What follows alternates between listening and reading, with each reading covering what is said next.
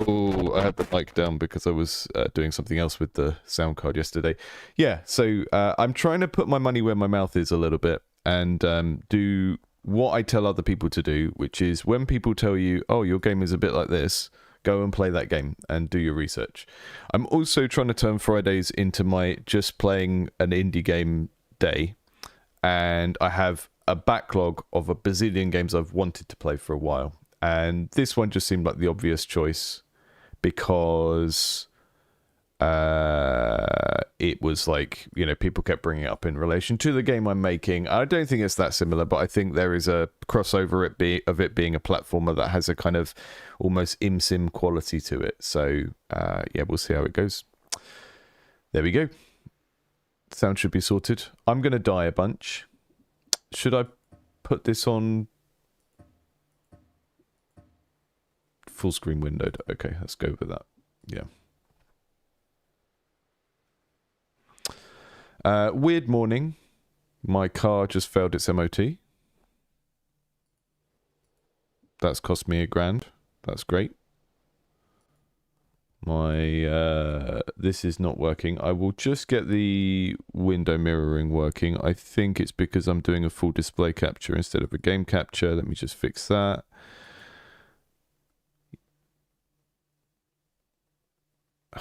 Let's all play at the same time. Let's do it. See if that works. Sorry, I've still got all of my game dev stuff open from my last session of doing that, and I think it's getting in the way. Oh yeah, classic. Upside down. You know why that is? It's because a game yesterday was upside down, so I had to flip the window. Yeah, so car's dead. Mum keeps falling over, as people in some people in their 70s are often known to do, and is also very confused and wants constant visitors and doesn't understand that people have jobs and stuff like that. So very stressful. Upside down is hard mode. Yeah. Take your novel gravity platformer and play it. Just play a regular platformer upside down. The thing about unforgiving games is I quite like a really unforgiving game if it's funny to die, right? And so a recent game I played that I thought I was really going to like, and I will go back to at some point, was Caves of Qud, right? Caves of Qud, love the setting, like that sort of game, but there is something about it being so unforgiving, and the fact that you have to do character creation each time. You get too attached to the character, then you die after 10 minutes. And that's an example of a game that's unforgiving, but it doesn't really feel that funny way when you die, whereas like a kind of physicsy game, it's like there's a slapstick to dying in these types of games. So yeah, thanks for tuning in, because I know this isn't a regular gaming channel, but I think we're going to do this on Fridays just to kind of blow off some steam and work my way through the back catalogue of games I've been meaning to play. I love I know I will love Caves of Qud one day when I give it a bit more time, and I think the way that I will enjoy it best is if I play it on the RPG mode for like a few hours until I've really got the basics of the game, because there's something about the building up too much attachment to the character you've created and then them dying immediately, which is kind of just doesn't, that combination of things doesn't work for me very well.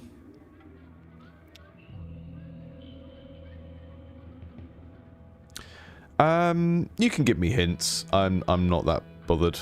I did watch a very brief things you should know before starting type video that didn't have any kind of big spoilers in.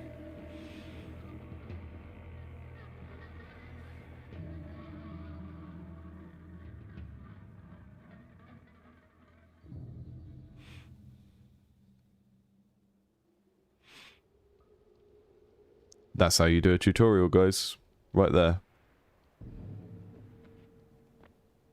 You WASD, and you click. And you click, and it does whatever's in your hand, and then you scroll with the mouse wheel, and it changes what you're using. Amazing. Okay. So there was that game I played, Cleanfall, that had a similar control scheme and was probably based on this. Was like a sci-fi version of this. Right, so I've got infinite zappies with that. I've got 3 of that. So I probably shouldn't use it too much. Is that a bomb? Okay. And I've got a water potion.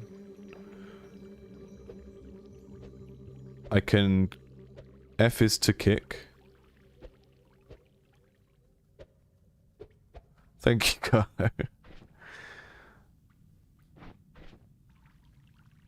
Okay, I is information and F is like our kind of panic kick attack, I think. And then 1 and 2, okay, numbers to switch through that, although I'm probably going to end up using the scroll wheel most of the time. Noita.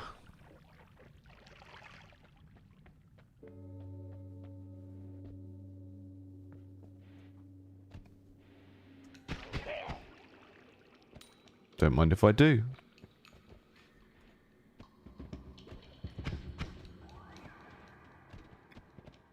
Loving the sound design already. What's that?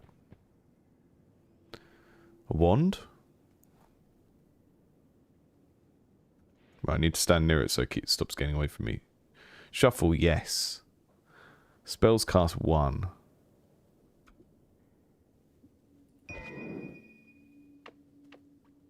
I'm guessing that it doesn't really tell you what it does and you have to experiment, which already for me is such a kind of thematically cool way of doing magic. Because when you think of like, there's always a disparity between what magic is in fiction and how it actually plays out mechanically.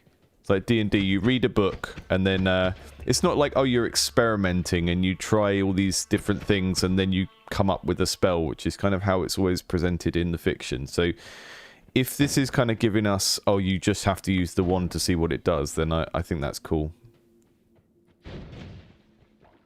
Maybe we learn what they do based on how they look, but again, I'm going in completely blind on this, and whoa, whoa, whoa, whoa, whoa, whoa, whoa, whoa. I peed on myself. It's alright, guys. I saved myself with pee.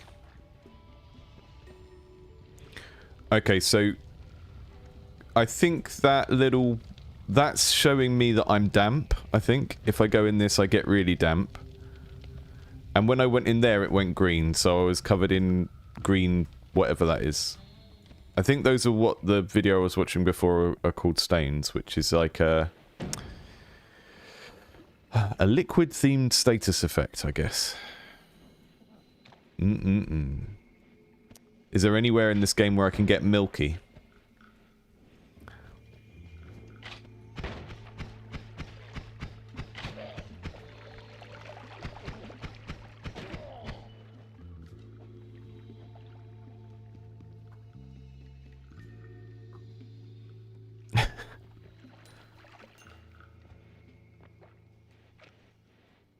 Some lovely blood.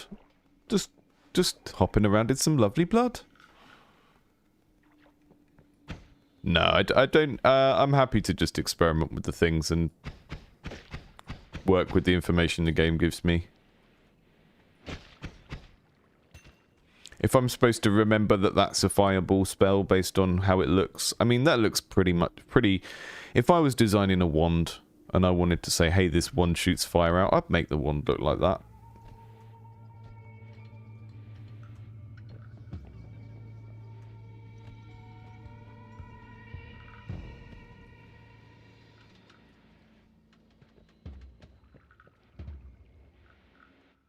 The flying is interesting, because I remember... Whoa! I remember thinking...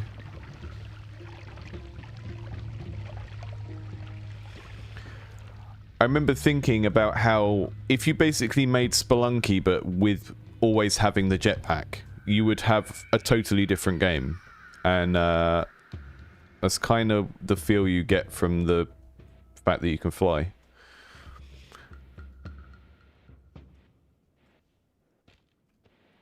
It doesn't feel broken because the spaces are so tight that you have to really dodge quite a lot with it, as far as I can see so far. And it makes you feel more wizardy.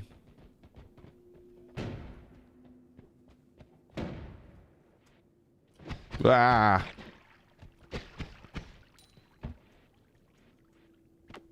You guys.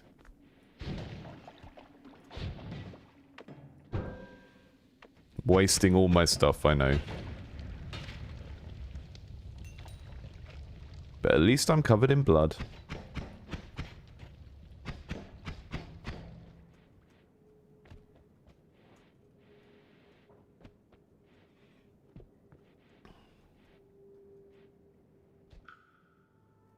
Press E to open treasure chest. Don't mind if I do. It was full of death. Hello, my name's Wizard, and I've got 38 health.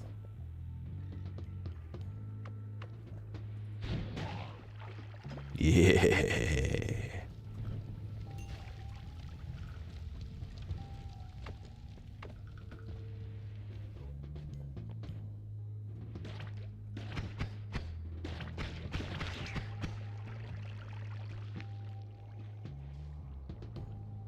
Uh-oh. Uh-oh. I'm poisoned. Can I wash myself off? I can. Ah, okay. Interesting.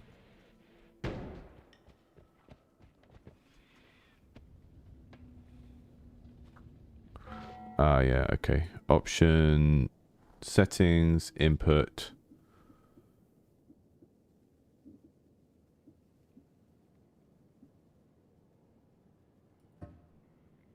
Cool. Thanks, Aki. Ah, I see. Yeah, that's good. It kind of lets you know... Lets you know what is actually a material and what's just decorative as well, which is helpful. I'm gonna die. I'm gonna die.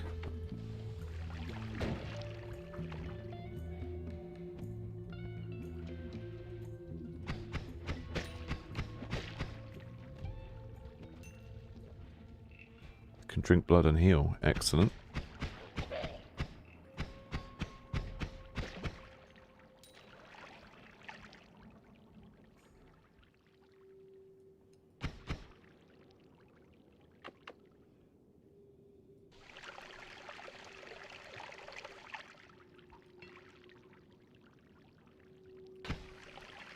Uh-oh. I dropped my potion trying to fill it up, and then I broke it instead of picking it up. Classic. This, the way that the stains are signaled is a really good example of how you sort of lean your interface towards the strangest feature in your game.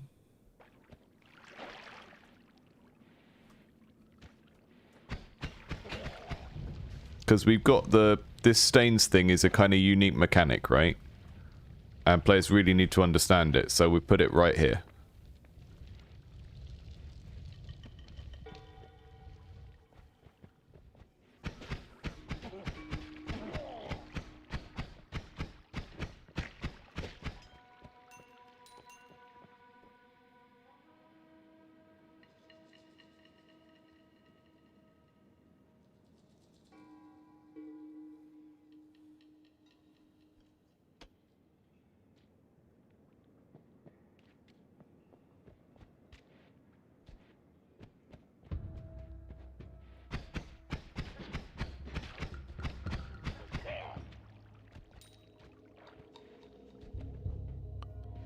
Kill them with pink.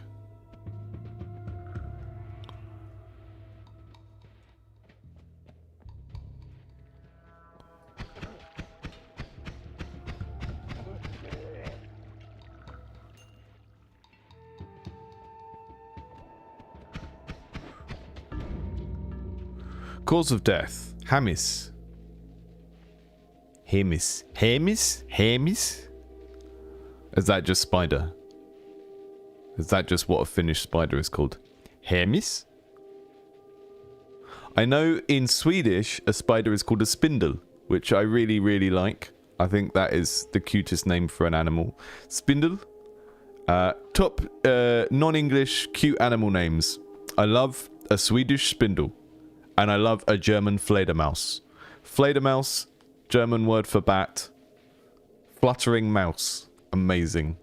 No notes. I think what we should do is we should create a big global bestiary of animals, and we should just choose the funniest name for anything from any culture. And that's just the name for it now.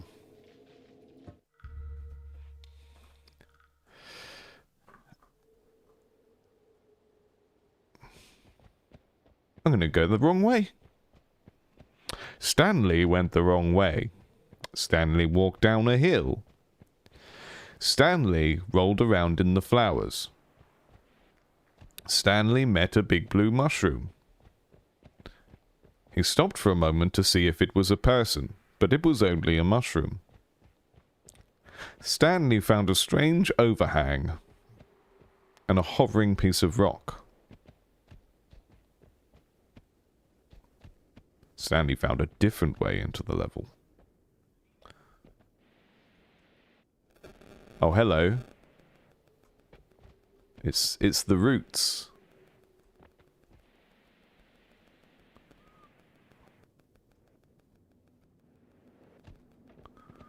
Wonder if there's anything that has any point over here, or if it's just, you know.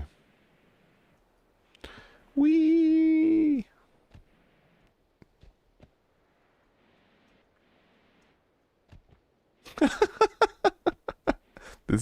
This is trolling me pretty hard right now.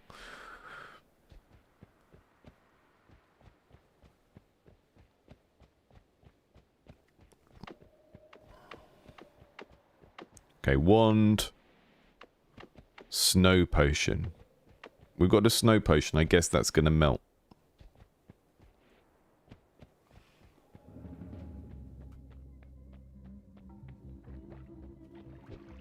I need to remember that I can kick. Although, don't know how useful kicking is when I've got infinite of my main zappity.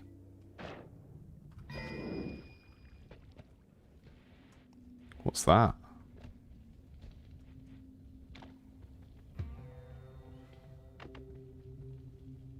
Levitation potion. Is that levitating me or levitating things I put it on?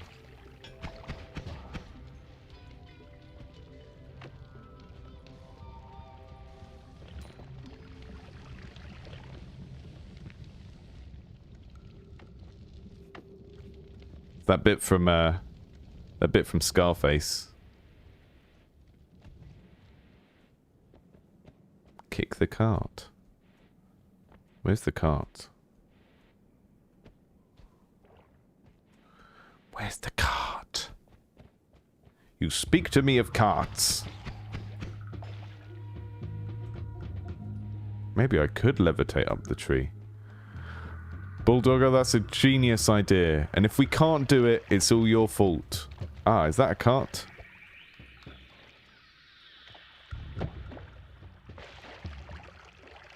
Amazing. Ah, I see. Sometimes you just need to kick the cart.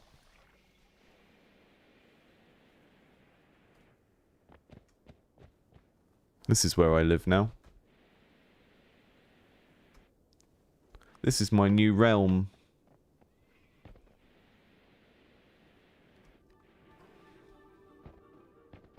Do you reckon wizards have, like, over-the-fence conversations with each other like regular suburban neighbours, but they just say words like realm instead? Oh, you got a new realm. Nice.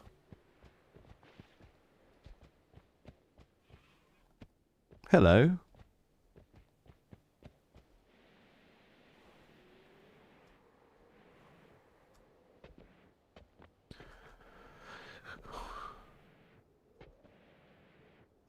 Look. I understand that all this messing around outside might look like I'm being a coward and trying to avoid going down in the scary dark. But what I'm really doing is being a coward and trying to avoid going down in the scary dark.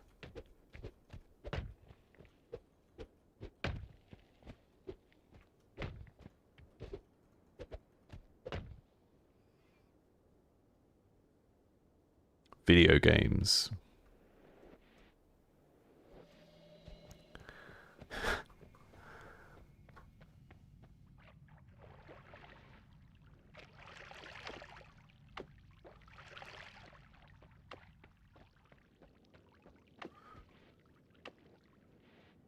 I think whether wizards pay taxes depends on the kingdom, doesn't it? If it's like a kingdom run by wizards, a magocracy, then they probably don't.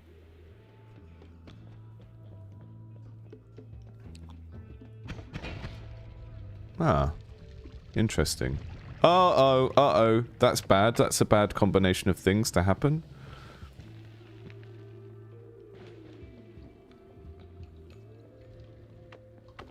Right, have you stopped doing that now?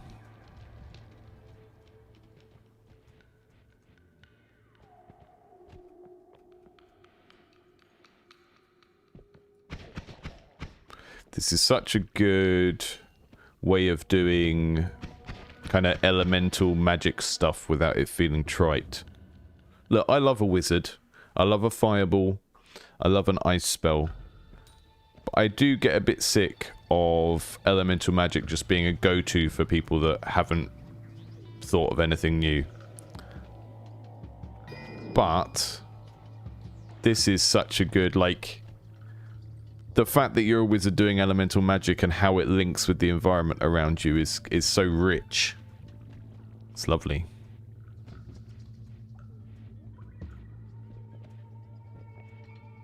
I love it when magic isn't just different coloured fireballs, you know? Like, the fact that in Baldur's Gate 3 you could do, like, grease spells and then drop a chandelier on the grease spell and stuff like that was so good. That's the good stuff.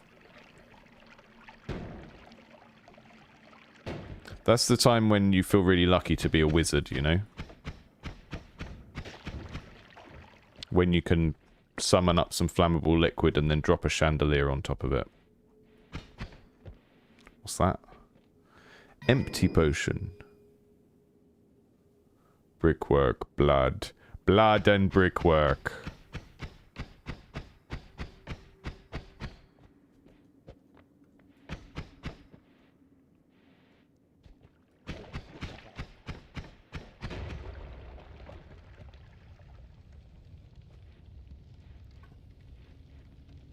Ah, look. Are you having a bath?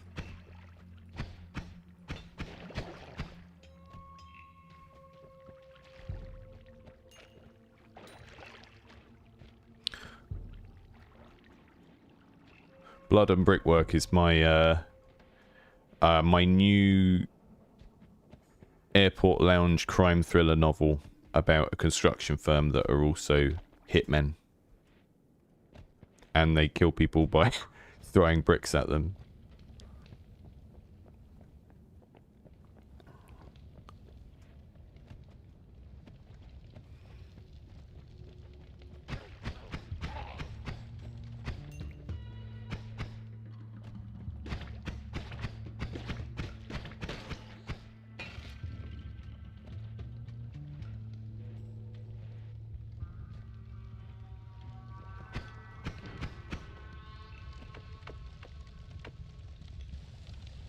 Got lots of very similar looking potions.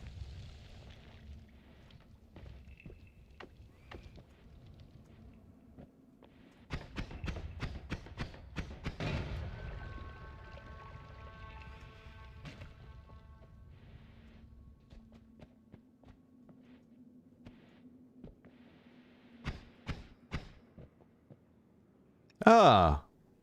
That was a good idea to shoot at that, wasn't it?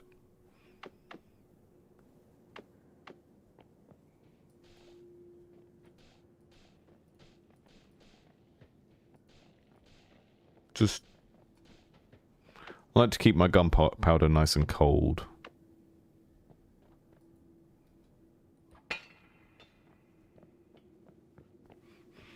That's not how you use an empty potion, apparently.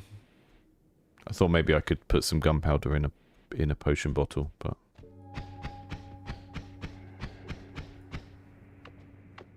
The sort of magic missile thing doesn't count as fire, so...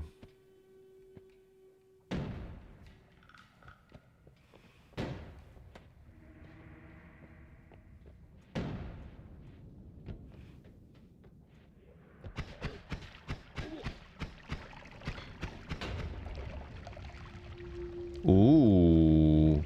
Is that burning oil? Did we do a burning oil?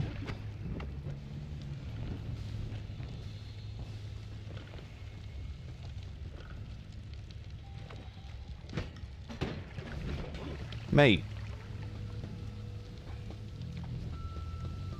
This is helping no one.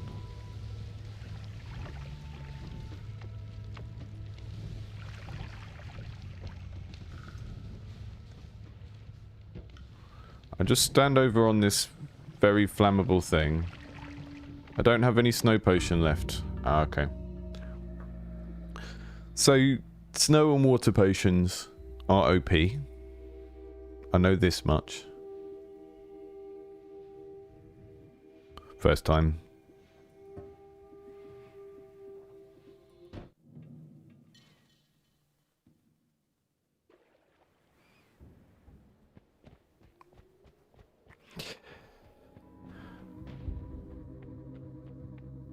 I just really like games that have lots of juicy, fun little, weird little systems.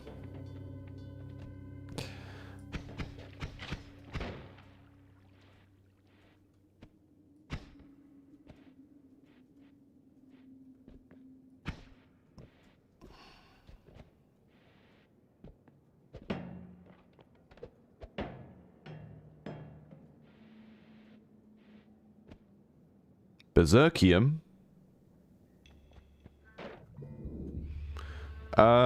Yeah, I mean, if you've got any... Yeah, I don't mind any quality of life tips.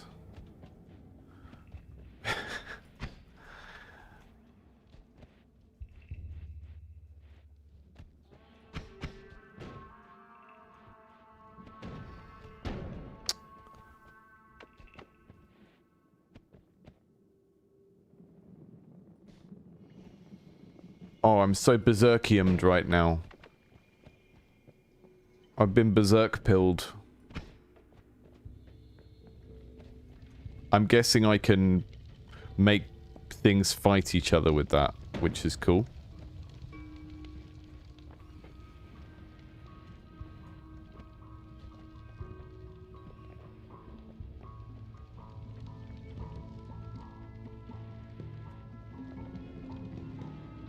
Excuse me, Ghost Rider, what are you doing?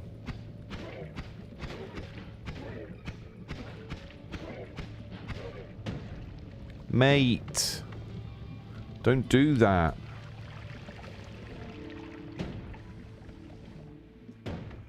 I'm telling on you.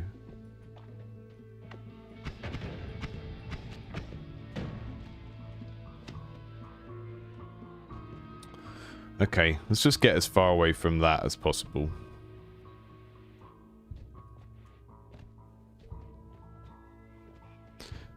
You can backseat as much as you want. My trick is I just might not look at it. Yeah, exactly. Quality of life tip. Do not eat the fireballs.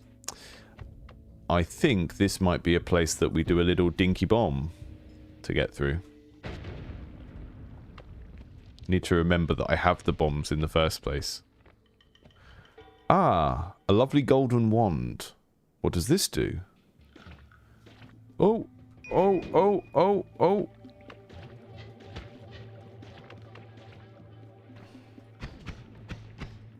He's got a dynamite. I'd really prefer it if you didn't murder me with slime. Okay, what does this do?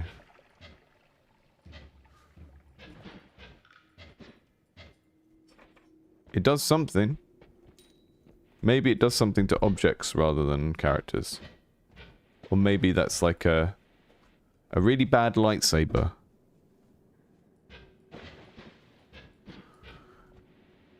I don't know if I'd go on Thomas Brush's podcast.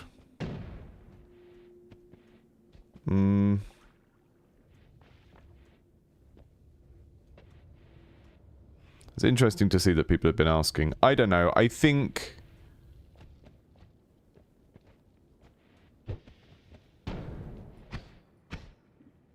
I don't have any water at the moment. How do I... Because, yeah, I watched, like, a spoiler-free quality of life tips video before the other day. I haven't really remembered most of it. But there was a thing about, like, water is the best thing to start off with. But also, I don't know... How do I can change the hotkeys, apparently. Yeah, exactly. And it's not so much that I mean, I'm flattered that people are asking me to go on Thomas Brush. That's really nice. And I'm glad people are asking that. But there's a couple of problems. And,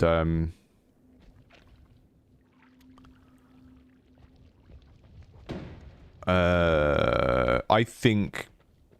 I like... Thomas more as someone who makes games than someone who makes YouTube content. I would put it that way. That is my diplomatic way of putting it.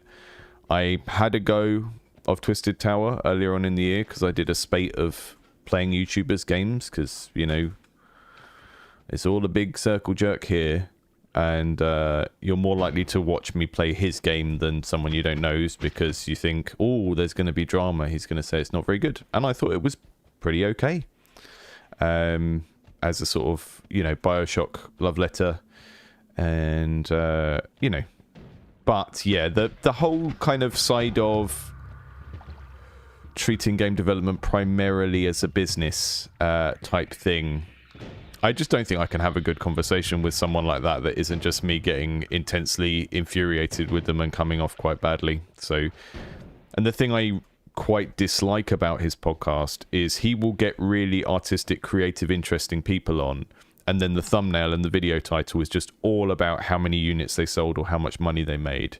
You know, like the one that annoyed me the most with that was Zalavir Rit Nelson from Strange Scaffold that made clickholding and what's it called, an airport for alien dogs or whatever it's called, organ trading simulator. And it's like, that guy to me is the quintessential indie game dev art school weirdo, and I mean that in the most enthusiastic, positive way possible.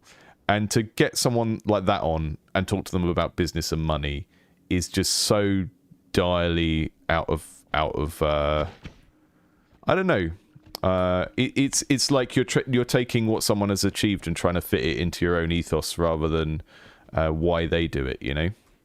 And I think the problem is that the sort of people that are attracted to that type of content don't want to hear about the sort of thing that I talk about. And that's one of the reasons why I've been making weirder videos, and I've been leaning away from doing content that is like, here is how to do X to make your game better, because it attracts a particular type of audience and they just want sort of quick routes to success to make a thing that will make money. And to me, that is not interesting. And I'm not, and that's to me, and that's not me being like a, you know, an anti-capitalist or like some big hippie that's like, I'm not interested in making money or helping people make money. I just think making good things because you're passionate about it is something that produces a business product as a side effect, and that's the way round I have it in my head, and that's the kind of thing that I see proven as well. Like the book that we're doing for Game Developers Library this month is Up Down Up by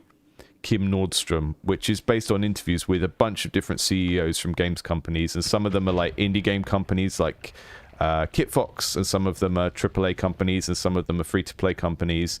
And a lot of my suspicions about this stuff are being confirmed by that book. It's like a game studio is a machine that makes a particular type of game, and the game studios that do well are ones that have their own approach to a thing. There's no version of game dev education that revolves around someone giving you like 10 tips to succeed. Just make this type of game. That's just not how creative things work. It's like an interaction between you and your set of skills, whether you're an individual or a team of people. And you know, the impact that the kind of quote unquote market has on that is relatively small. And I think the people that try and make the market have more weight than it does are often just like people that are not very creative, or people who are trying to appeal to creative people for whatever reason, and that's because that's kind of how their business model works, or whatever. Yeah.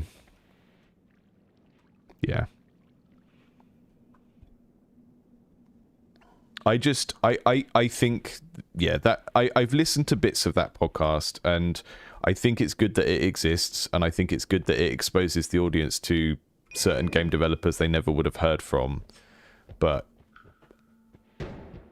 the other thing is that audience as well. Let's take like an imagined audience that watches Thomas Brush and doesn't watch me because I'm too arty-farty or whatever, or too airy-fairy about game design.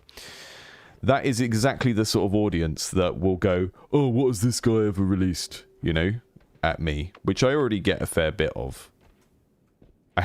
Last week I had a guy, this is the kind of surreal thing that happens when you are a content creator doing anything loosely educational. But I had a guy complaining to me that I didn't have a LinkedIn, and they couldn't check my credentials and what I'd worked on because I'd shut my LinkedIn down. And the guy has a Pepe avatar as his profile pic, and it's just like, why am I being professionally interrogated by someone who is an anonymous meme lord? And that is just, I don't know. I think that kind of more businessy audience for game dev content is very much like that. Tend to be a lot more accusatory and what have you ever done type thing, which is, I think it's a valid question, especially with like things like the pirate software thing, but it's also not the only thing that qualifies someone to teach something. You know, there are MBA coaches that have never played in the NBA and stuff like that. So the specific act of making a solo dev project on your own and releasing it and it being reasonably successful is one way of having validity as a teacher of a type of thing, but it's not the only way. And I think his content tends to attract that type of person because his whole channel is built around that notion that like the thing that gives him authority to teach the thing is having some previous success. And I'm pretty sure we've all had a teacher at some point that was very good at the thing, but not good at teaching it. It's one of the reasons I don't like teaching technical stuff, because I can kind of do it, but I can't really explain it very well as I'm doing it. So when I was teaching at university, I used to teach design, but we usually have a Unity expert or something doing the more tech-focused stuff, because it's like, I can execute on this, but I can't explain the thing. And like doing a thing and teaching a thing are often different skill sets.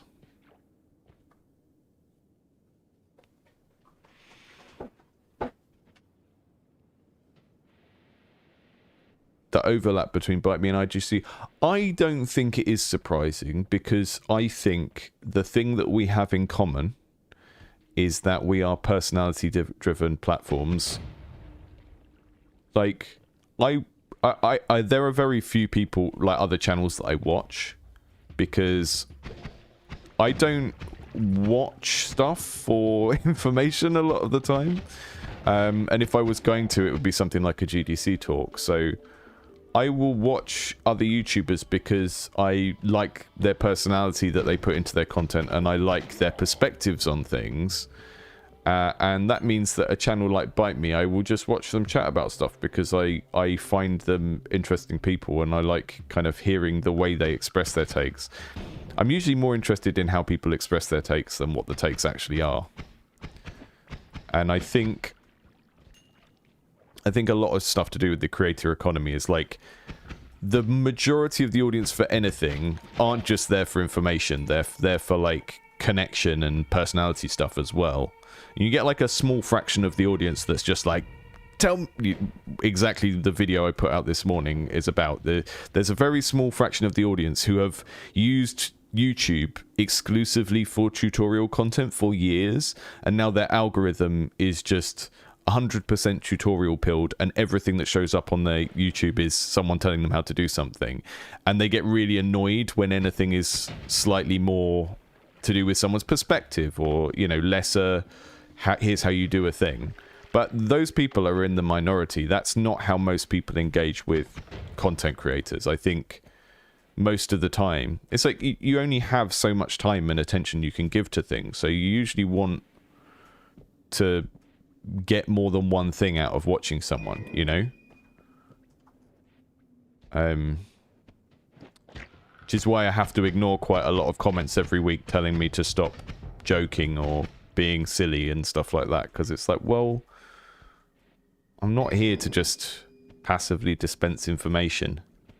But there are definitely lots of people like that. So yeah, I would say that there is an overlap between those audiences, and it's because of the approach being,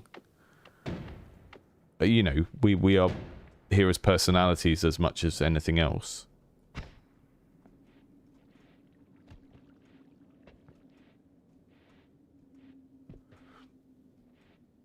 Oh.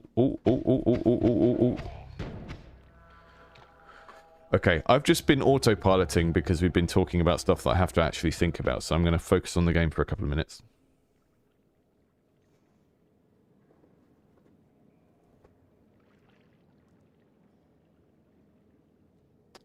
Just check back in the chat to see if anyone is having has given me advice that I've missed.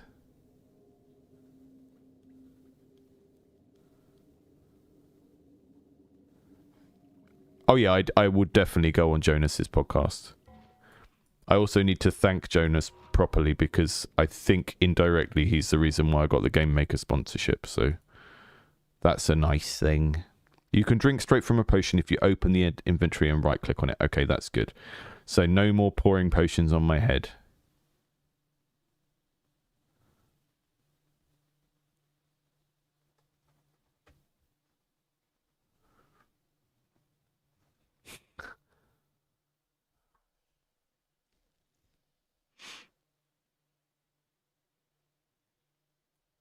Okay. Just making sure I'm not missing any tips or anything spicy.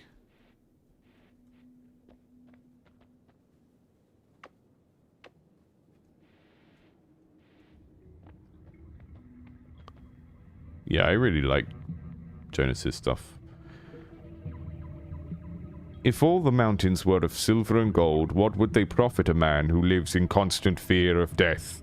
Hence, there cannot be in the whole world anything better than our medicine, which has power to heal all of the diseases of the flesh. Cool. I mean, you say that, but look at you. Oh, I can heal all of the diseases of the flesh. Oh, now I'm a skeleton. Classic. Are we doing this? Are we going to slime our way across the lava? I think I can.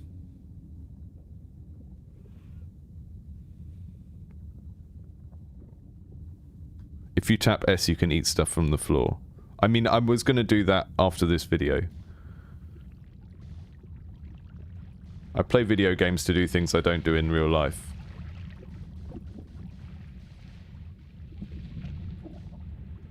Okay. Don't waste the slime.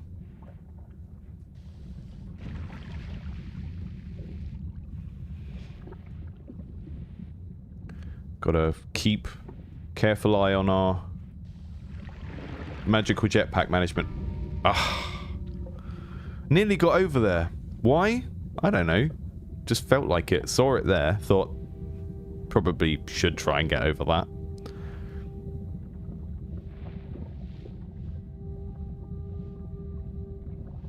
Close.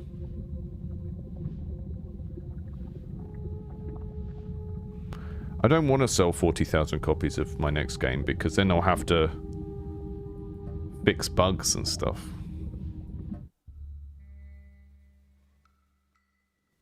Okay. But now I know you can do it.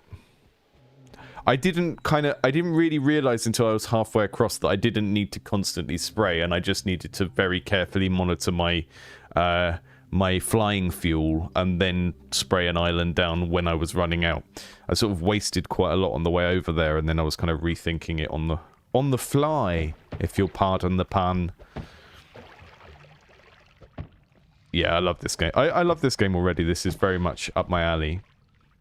And it's kind of it's hitting on some of the stuff I talked about this in a devlog for Dirt World, but I never liked Terraria, and I really wanted to like Terraria because the whole thing of like, it's a platformer, so it's relatively simple in terms of like what you're doing to move around, but you have all of these cool world interactions. It was cool, but Terraria was far too based on that kind of Minecrafty inventory of loads of little things.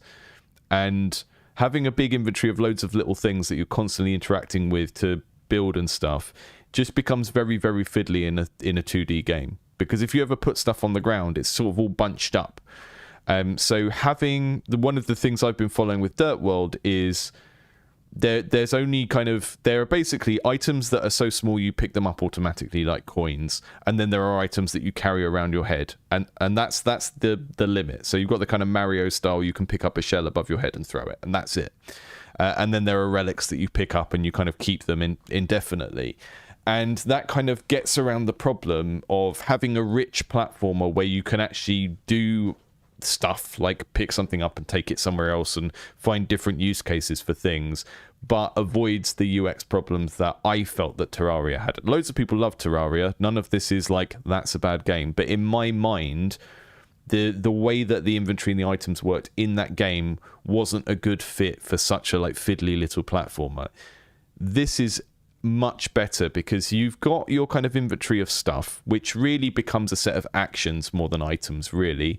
A lot of what you're doing with the wands and the potions, it's a much more limited inventory. It's not like we're going around picking up a million different rocks and twigs to use them for later on. So this is really a set of actions that you can do that have a resource limit on them. And then in terms of what's happening on the screen and in the world, a lot of it is like really big and takes up a lot of space. You know, when a fire is happening, it's like, okay, the fire is happening on this side of the screen, maybe I should go over there, kind of thing. So in terms of like the kind of the density of like the interactions and the information, it's just a lot closer to what I would want something like Terraria to be than what I got. Yeah, I'm having a good time with it.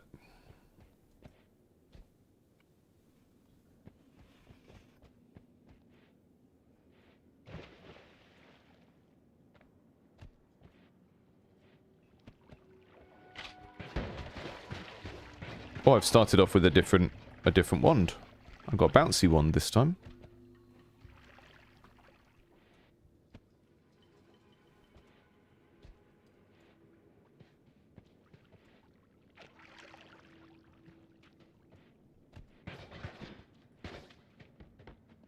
What's the potion? I've got water. Okay, I've started with water and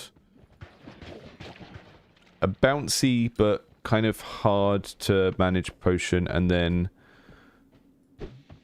bombs again. Don't know if you always start with bombs.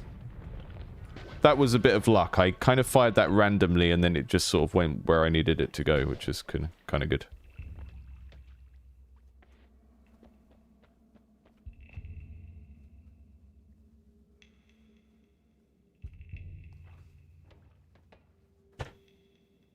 That's what happens when you eat stuff. So basically holding duck eats whatever is in front of you.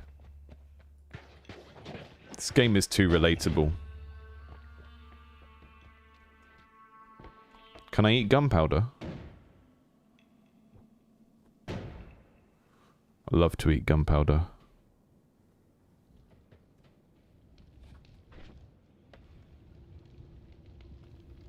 Okay, that's what tells me what they do. Okay, so So you can get a wand that has more than one spell and it will go between them. No. None of that. Okay, the gunpowder doesn't explode quite as violently as I was expecting, so that's a note for future. Excuse me. I would appreciate it if you would stop doing a violence towards me.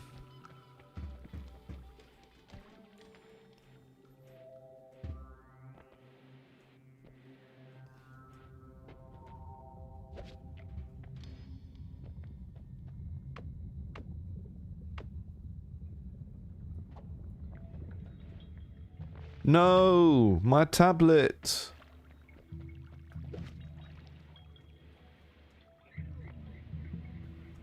Don't drop my tablet. It's got Talking Tom on it.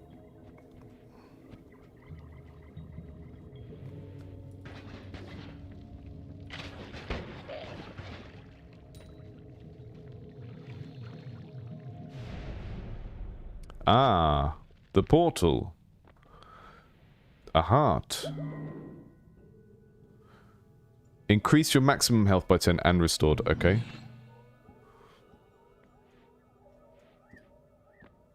What's all this then? I don't think I have any money. One shop. Okay, so we complete an area, we go through a portal, we get our health and spells recharged, and then we get a one shop. So I should collect as much gold as possible before going through a portal. Purple hole, purple hole. Fire immunity, toxic. Oh, some spells finally. You can sense nearby wands. I can feel a wand.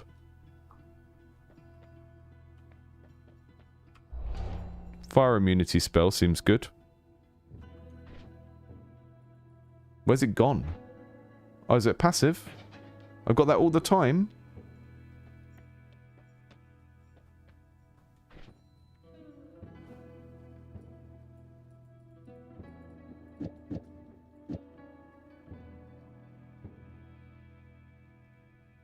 Bouncy ball spell on your bomb ones. Nice. I see. Okay, so it's modular. And spells, active spells go onto wands. And spells basically don't trigger unless they are part of the firing queue of a wand. That's really cool. I like that. Yeah.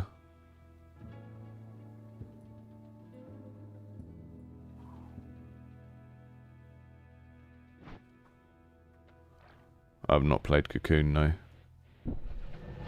I think Cocoon is on the PlayStation, whatever pass their thing is called at the moment. Entered coal pits.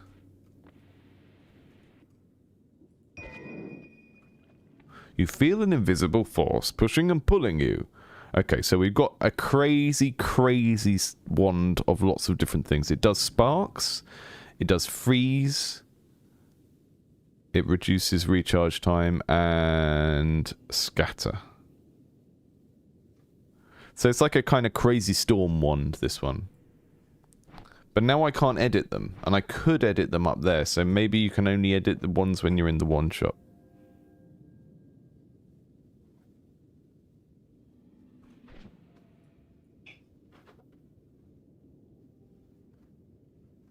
But the bomb is the actual spell, so I couldn't put the bouncy spell on the bomb wand and keep the bomb.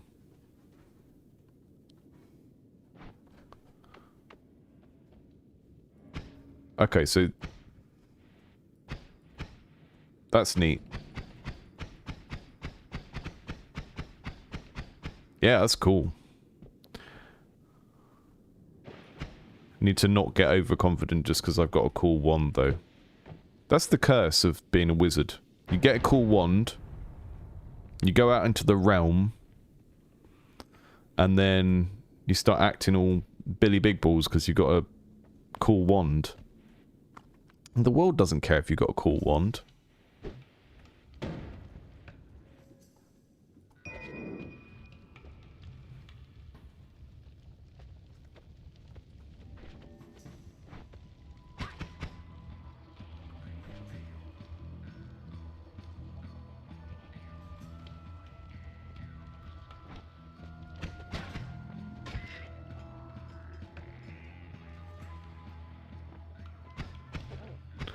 I mean, I don't seem to be able to swap anything at the moment. So... give me advice about wand builds when I can actually change them, because at the moment I don't think I can. It's all grade. So do I have to get to the portal and get to the next wand shop and then it will let me do my Wand bothering. Mate.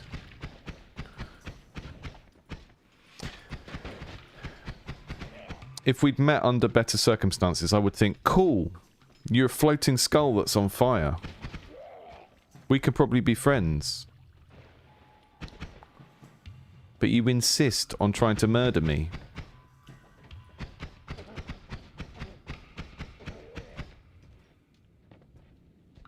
Okay, cool. So, that's neat. We're doing... It's kind of like we've got like a queue of shoot-'em-up attacks in a wand. Really good. Really cool.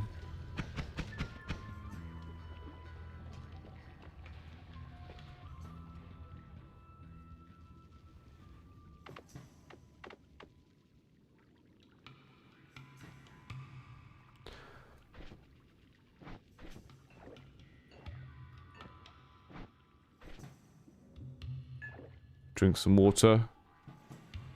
That's the thing you can do. Can I eat this mushroom?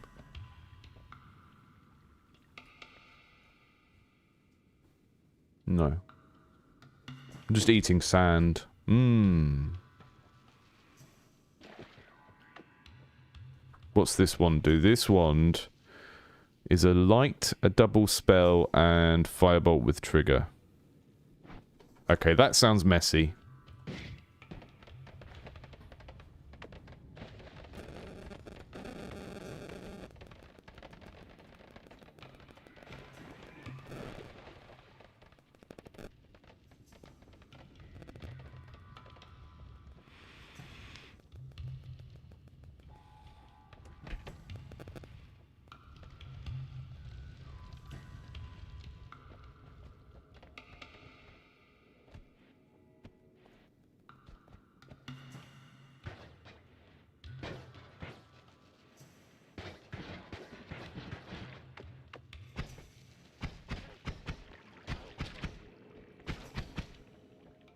Good wand.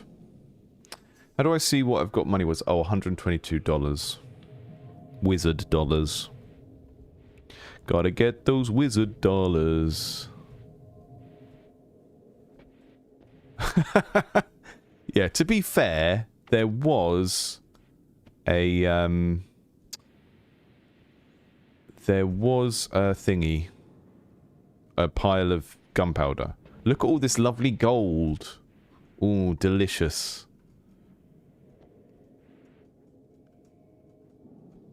I think I'm stuck in the ground.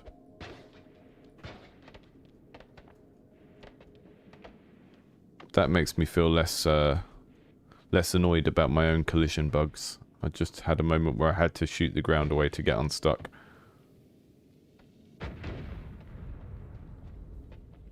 Yes, gold. Shinies.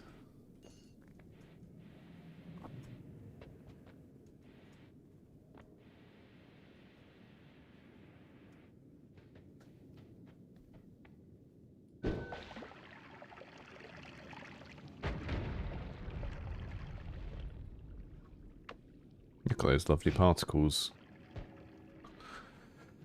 I'm thinking of putting water in my game soon, but it will not be pixel. Pixel levels of... Ooh. That's cool. Maybe I can make the rest of the water and gold cave in if I do this enough.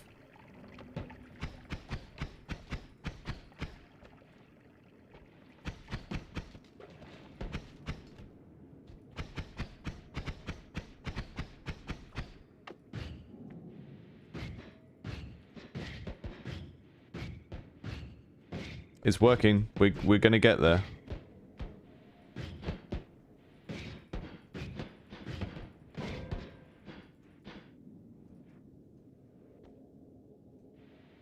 Oh, I ran out of shots. I forgot that I had limited ammo.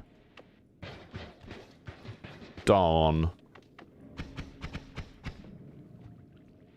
I just want a little bit more gold. Before I go in the purple hole. Purple hole, purple hole.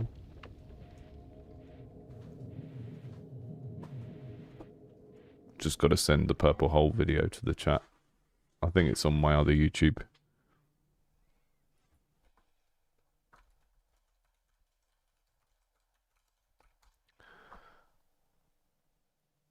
It's only got one view.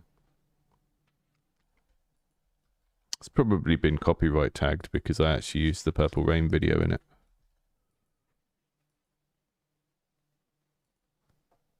There we go. I don't even know if the links work, but I don't want to go through the hole yet, through the purple hole. I want to get more gold. Hello? Pulsating thing. Are you a friend? Oh. I didn't have any choice that time. Okay. Everything makes a lot more sense now. When I first started, I didn't realize that spells were on wands. So that looks interesting. That's all light, though, isn't it? I don't want to. Oh, maybe I do. Maybe I do. Hang on.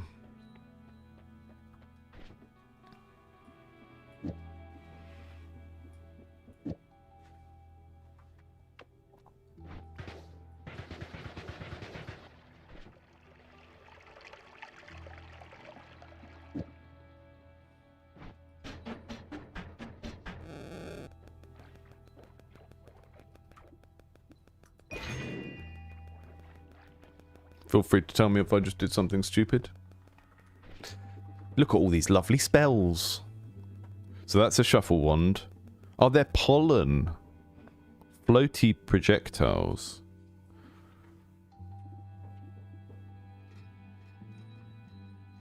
Okay, so this is my not shuffle wand. Interesting. Okay. And can store spells. Firebolt with trigger. Okay, I'm going to take off the ones that use a have a timer. Or have a thing. Pollen is good. Okay. So what I'm going to do, I'm going to put pollen on the green one just because that will be easier for me to remember.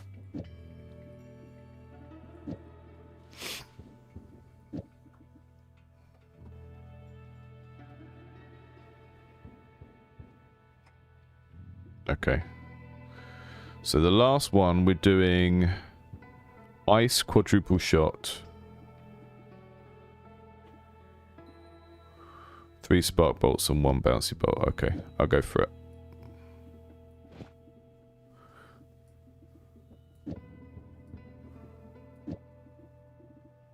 This is my big damaging one.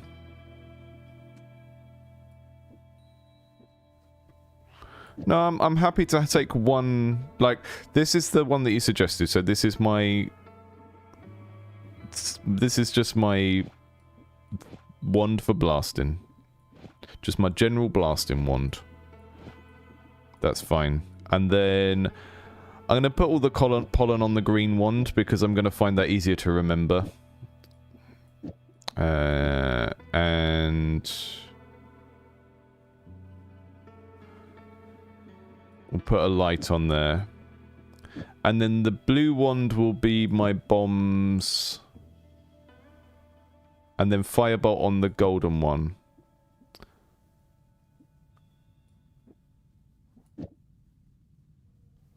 And then this one. Okay, this one can just be a bit of a wild card for now. Light and pollen. General damage. Light and pollen. Bit of a wild card. And then bombs on the blue one. Let's try that. Okay. So it casts the next 4 spells. Interesting.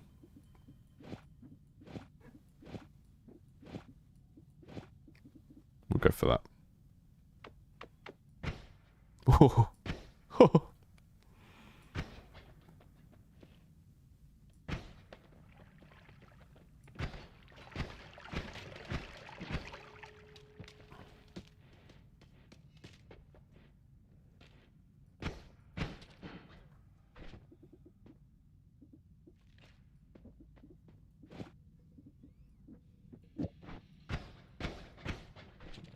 I'm not gonna have fun with that, I don't think.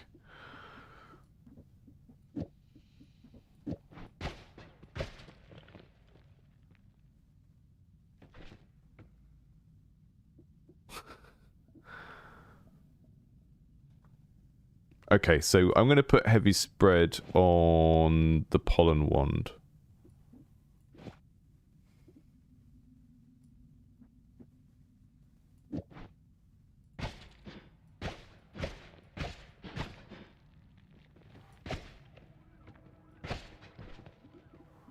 So it's the next 4 spells. 1, 2, 3, 4. Seems to be firing the light, even though I'll take the pollen out of there.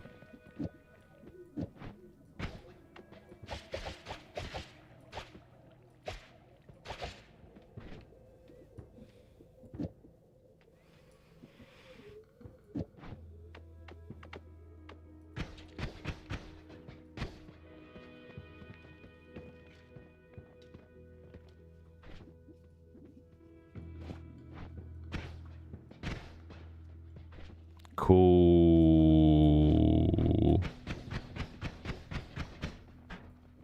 Pretty good one, guys. Gotcha. So the blue ones are modifiers. I see.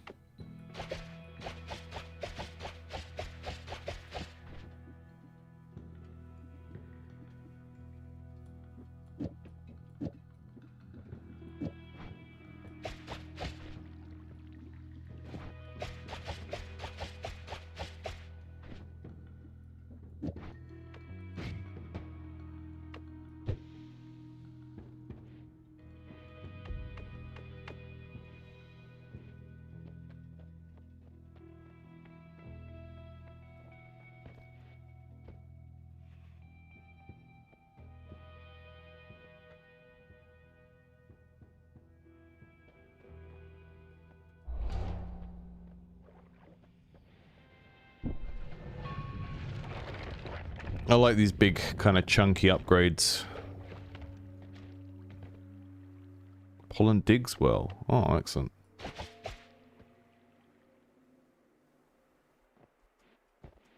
Does it hurt me if I... Oh yeah, it does. I thought that was what was happening when I was testing it, but I wasn't sure. Is that gold in the snow?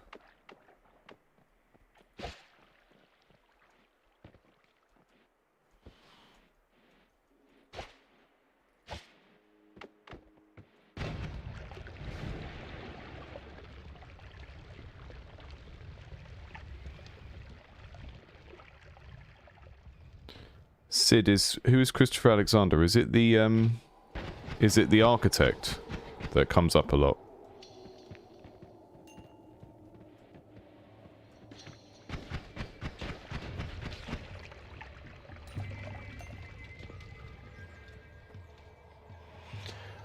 I have reached the 3rd strata.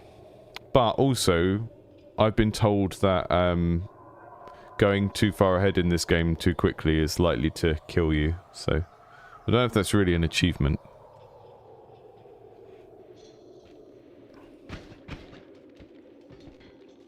Uh-oh. Flammable gas, you say? Beautiful.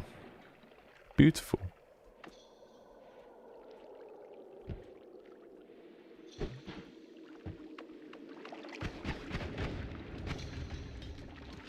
Uh-oh, uh-oh, uh-oh.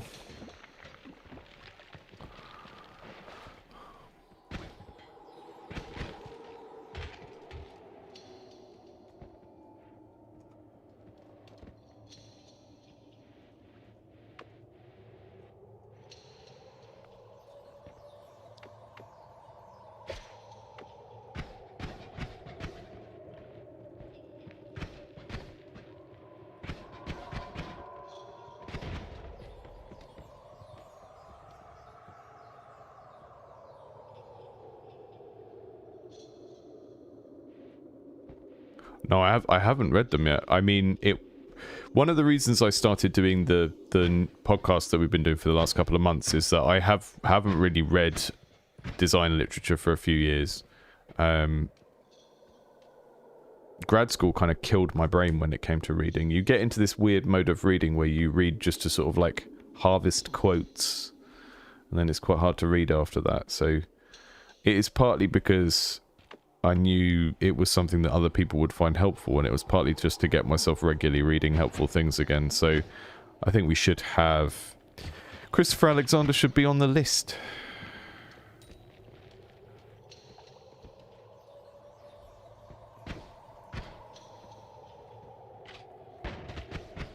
And then people can go, I don't see how this is relevant.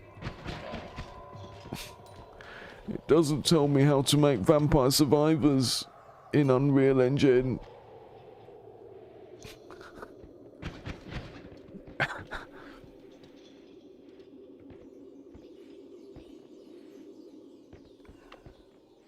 Yeah, the chat is being very helpful on this one. And you've been very good at not being helpful without spoilering anything major, so that's cool. Also, talking while playing is kind of making me slow down a bit. I'm probably playing better than I would if I was fully concentrating on the game, ironically.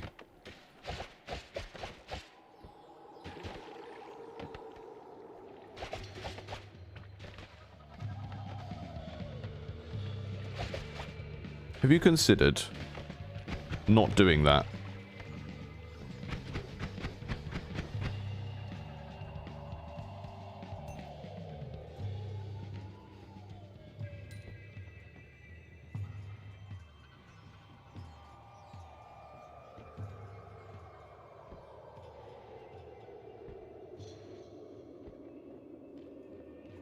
The city is not a tree.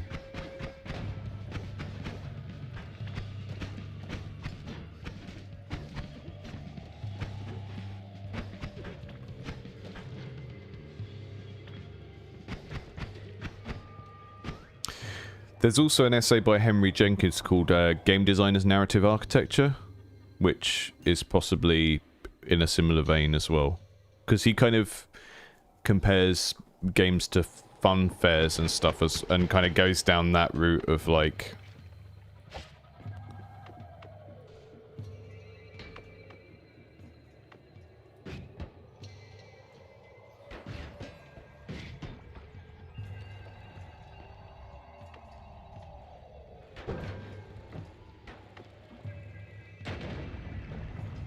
Boof.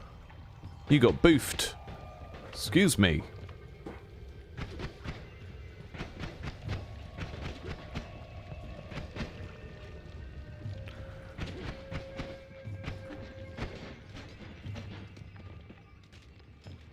You are not allowed to shoot me with a gun.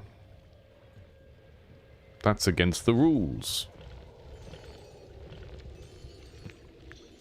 Ooh. Ooh. A money hole. I picked up an empty pouch. I can probably use that to pick up things like gunpowder. Oh, is that...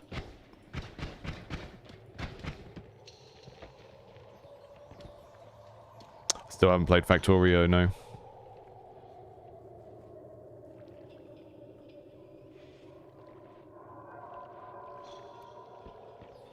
Basically, it's a combination of having worked in games for like the last 2 years and having to spend a lot of my free time playing whatever was close to what we were making.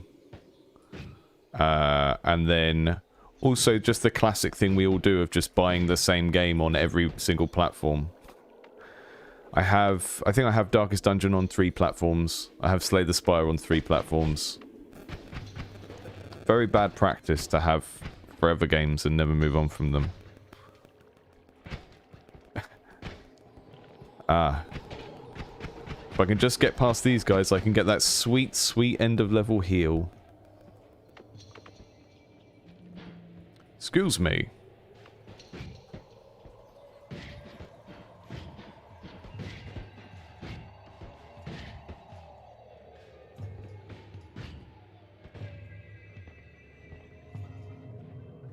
Yes. Characteristics of games. No, I'm writing these down so I can add them to the list. So those of you who are already in our Discord, we do have the list is open, so you can go in and just add stuff.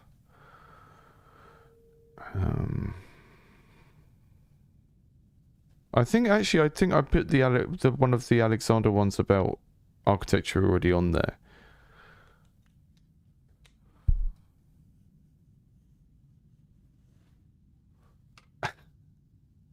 Klotsky. I haven't played Klotsky either. Is that a game, or is that a some kind of crazy math problem? What's going on here? Spells. Oh, they're selling us spells now because we don't really need a wand. Essence to power. Spark bolt with a timer. All-seeing eye. Okay. The Circle of Buoyancy. You are invited into my Circle of Buoyancy. Come, let's float together. In a buoyant orb. Summon platform. Okay, we're starting to get some weird utility spells now. I'm gonna get Blood Mist, because that just sounds cool. Black hole with death trigger, I'm guessing won't actually appear until something dies near it. I should get it because it's on sale. That's how they get you. Teleport bolt is an auto buy. I want to summon a platform because that sounds fun, but I don't know how I'm going to make that work on a... I've run out of money now. I was thinking we could have like a mobility wand that has platforms and teleport on it, but maybe not. Okay, I'm going to put firebolt and bomb on the same one. I don't think that's a good idea, but I'm running out of space. I'll make this my platforms wand. And I'll put Blood Mist in here with the pollen. And then our cool random zappity zappity. Maybe I'll put the black hole. A slow orb of void that eats through all obstacles and casts another spell as it expires. Oh, a death trigger means that when the spell expires, it does another thing. Ooh, that's kind of cool.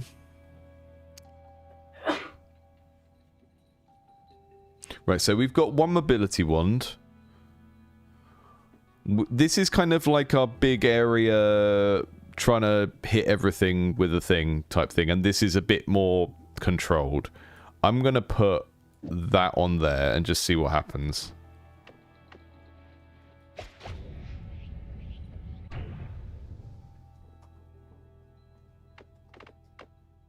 Okay, so that number is how many of those... If you swap the firebolt on the bomb, it spawns the bomb when the firebolt hits. Okay, cool. That's good. Yeah, let's go with that.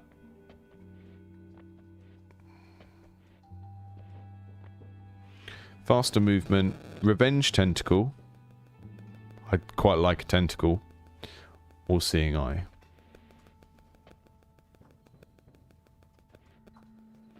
Gonna go for the revenge tentacle.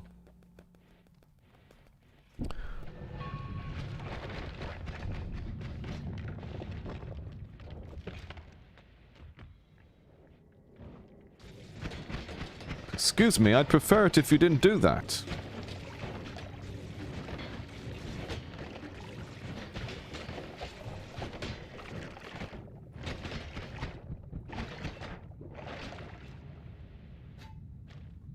That was unpleasant.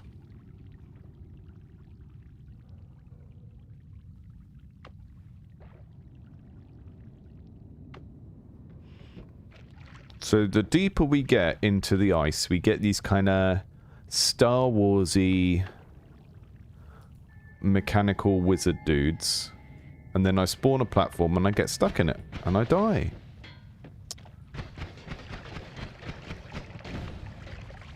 Uh-oh. Uh-oh.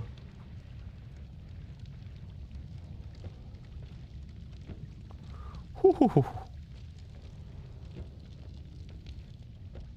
I can just stay on this edge here, let it burn itself out. I'm not enjoying this place. I'm not a fan of the hissy base.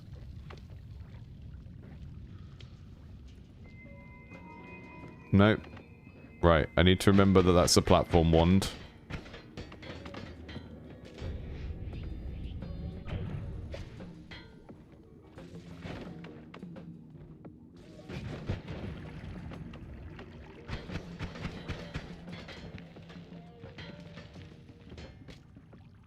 Oh, I'm immune to fire, yeah. Ah, thank you for reminding me.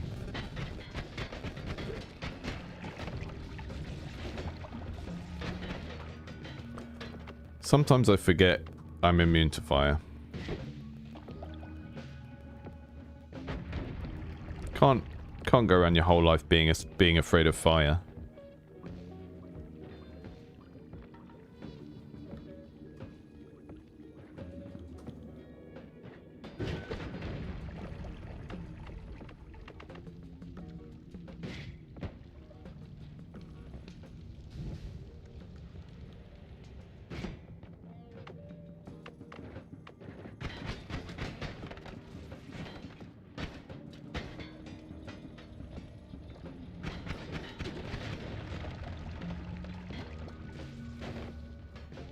It's a good wand. Okay. I'm gonna replace my third wand because although I've put loads of stuff on the third wand, I'm not really getting very good use out of it.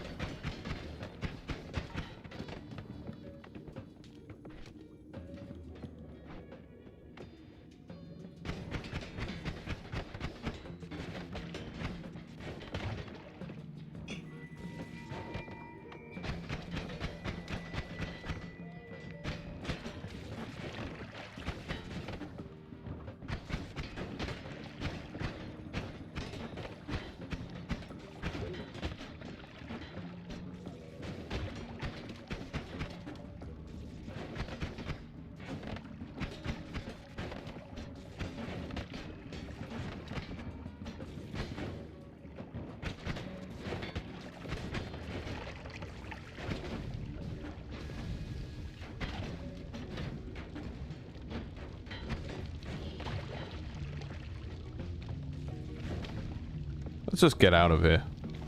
I just want to see what my new wand does. Plasma beam cross. They can hurt you. Okay. Auto aim.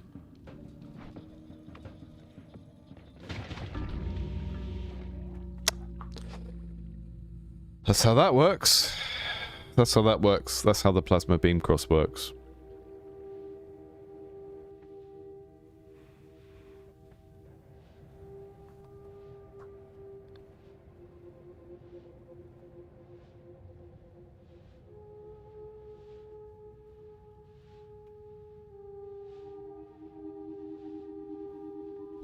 Really good wand. Best wand ever.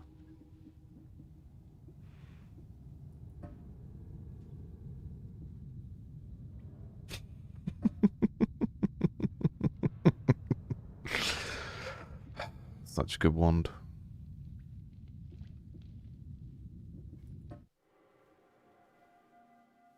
Really helped me achieve my goals.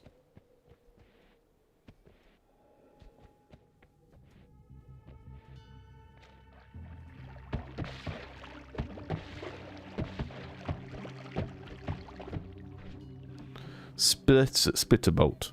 A short-lived magical bolt. What have we got potion-wise? It says rock. Swamp potion. 100% swamp. Yeah. F's in the chat. That was a funny death. I'm still in shock. What's that?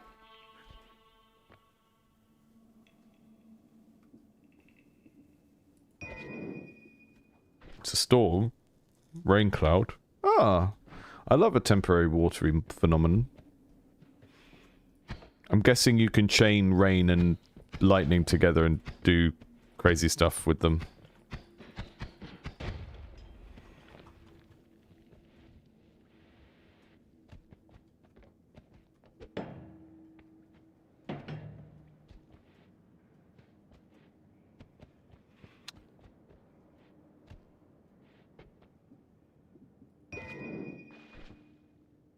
Bubble spark. A bouncy, inaccurate spell.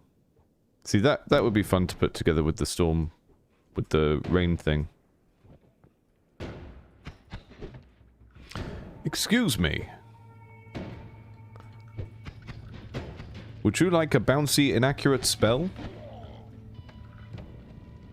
They didn't like it. Some gold here. Get the gold.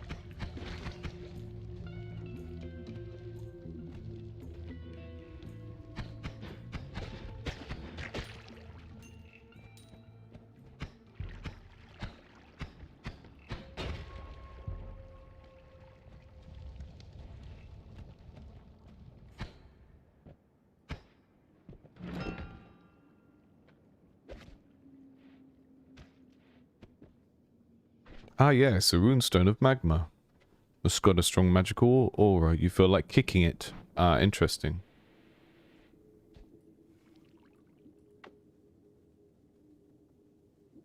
Okay.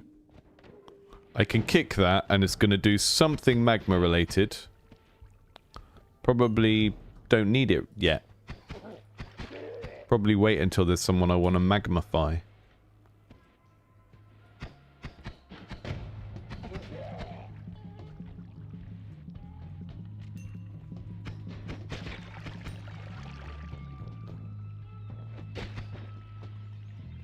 Give me your gold!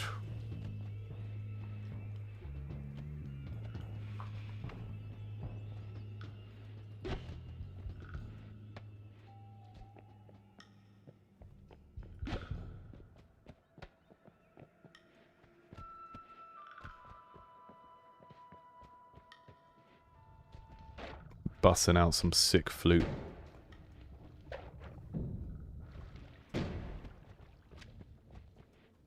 I want to see what's up there.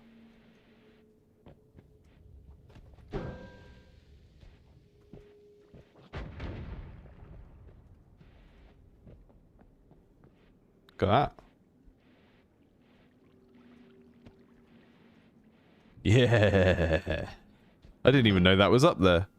I just thought maybe I'll blow up this hole. Okay, you say the bubble spark is good, so I'm going to get rid of my first wand and replace it with that. Electric charge, bubble spark. Oh, this has got bubble sparks as well. I'm still going to get rid of the first one, because if...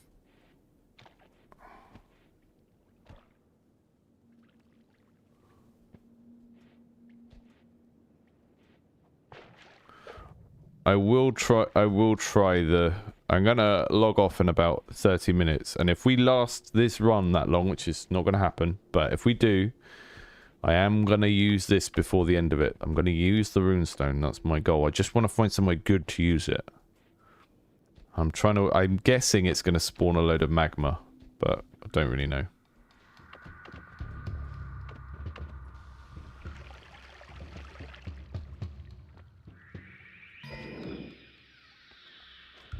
Extra water.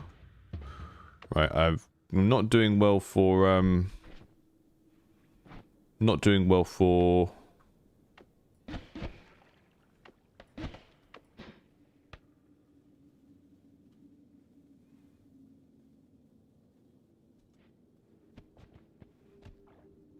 Oh.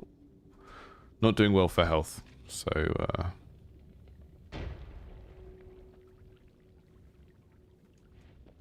excuse me.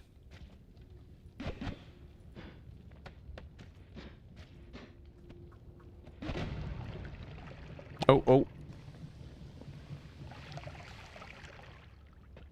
Maybe not that.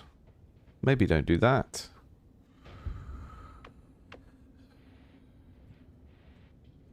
What's that down there?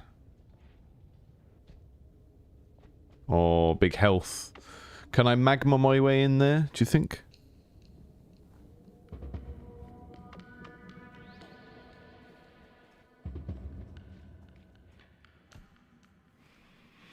There's some health down there. I need health. I've only got 7 health. Magma to the rescue.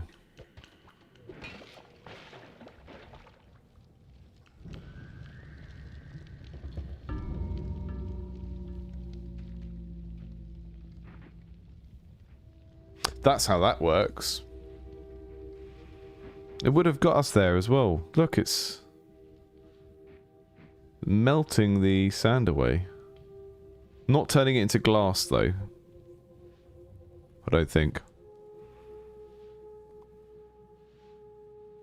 I'm gonna leave a Steam review that says, when you heat the sand, it really should turn into particles of glass at a rate of around 8 to 1.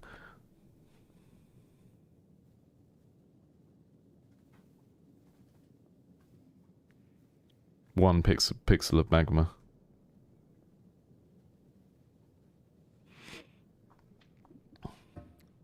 Food, food, food. It is food time here.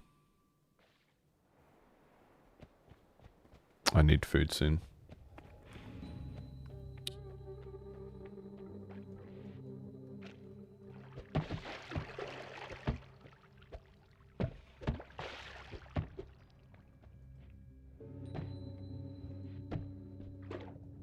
Oh.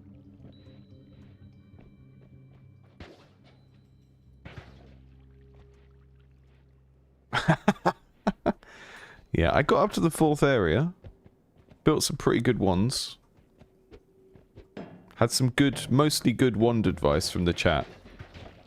And then I picked up a wand that was called something like explodes in your face and instantly kills you. And someone was like, yeah, use that one. That one's really good. Whoa, whoa, whoa, whoa, whoa, whoa,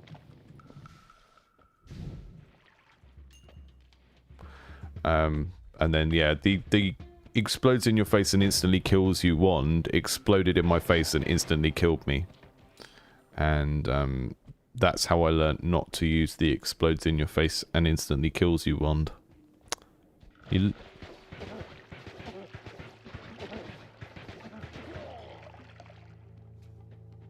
Not you again. No. No, no, no. Electric torch gives your wand a bright but very dangerous light. Is that a passive? It's just got one passive on it and nothing else.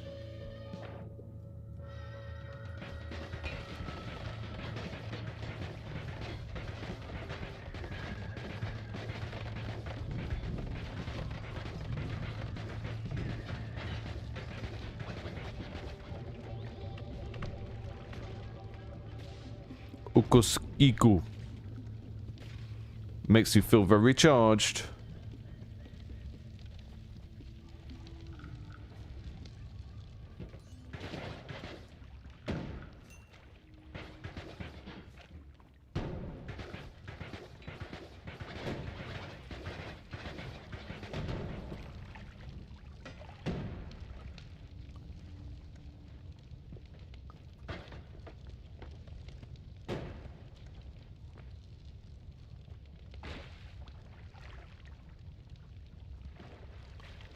I eat some water.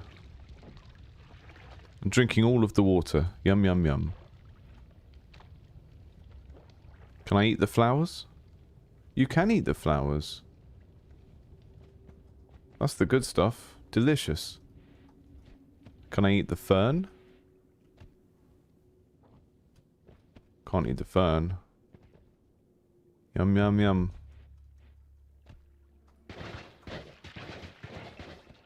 Can I eat this guy? I can eat this guy. None of it's giving me health back, though.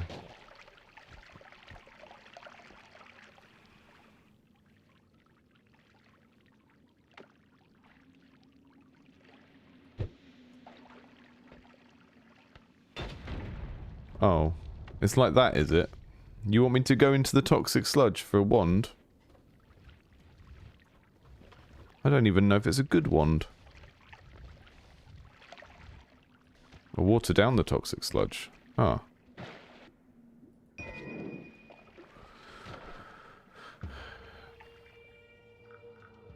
Fast bolts.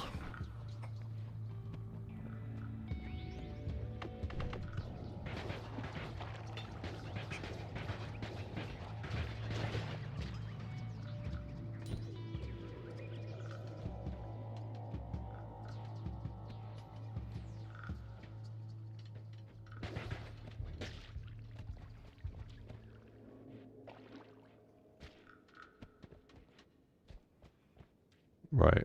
I've found the exit and I've got 2 bombs left, so I should just use them to get some gold.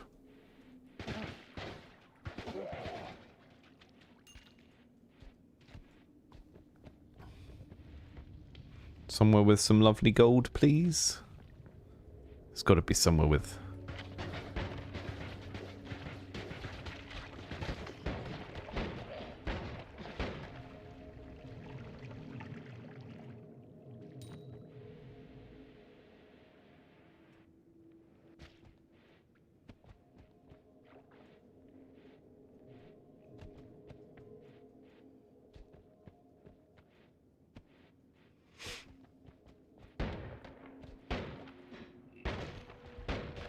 I love how fast that projectile is. That's good.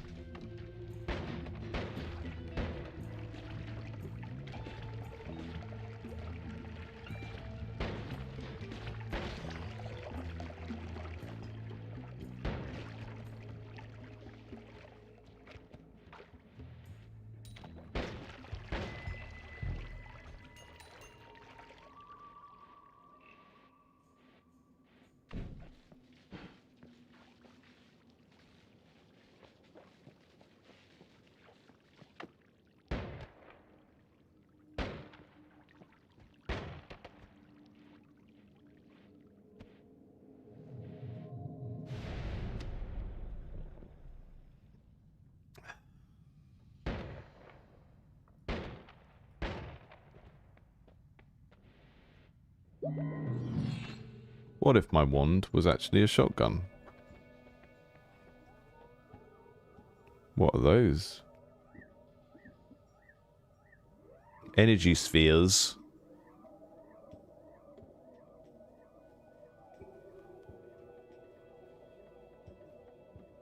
And that's a no shuffle one with a... Interesting, okay.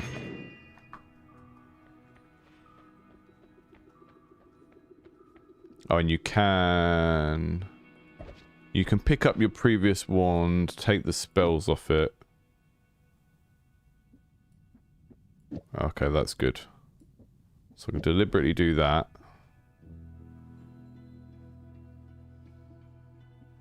Start to look at the other stuff. The cast delay, 5 seconds. Be sure time. Okay, so this is slower. So I'll go for that. Go and see what we've got over here before I rejig my wands.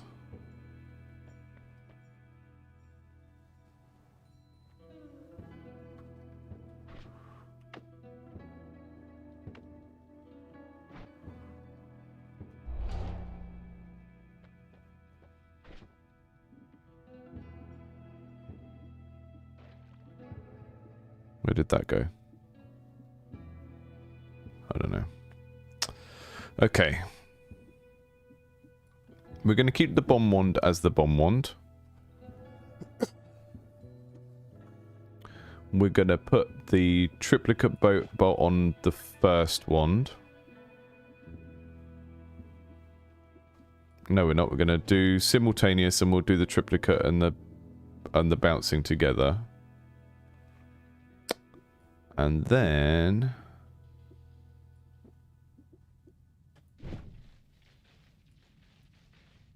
do that. Try that.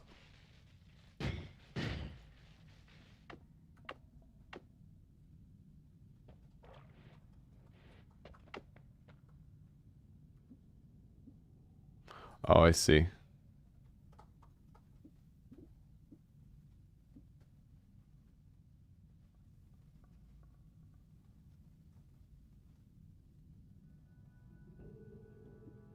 Oh, there's the always cast. There we go. Orbiting arc. A projectile orbits around the point of its origin, makes the projectile split into 3 projectiles whose existences are tangled. Okay.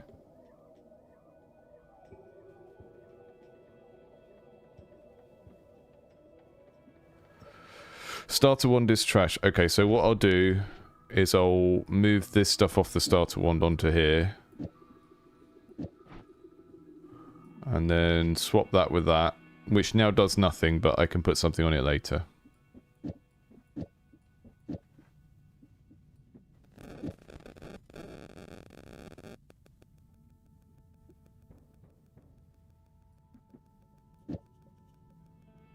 I mean, the main reason I'm keeping the bomb on its own is I want to keep the bombs for utility, for like digging and stuff, and I don't want to like accidentally use them during combat, so that's the main reason why I was...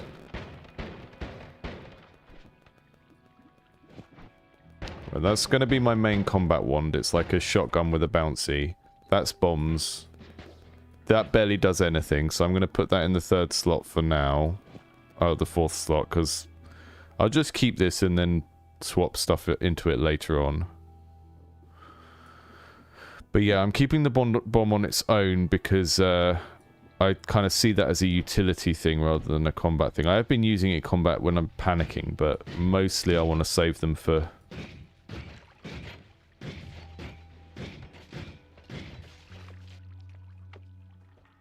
I occasionally zap myself with that one, but... Oh! Immediately loses a bomb. Because I got so used to having bomb on the 2 that I...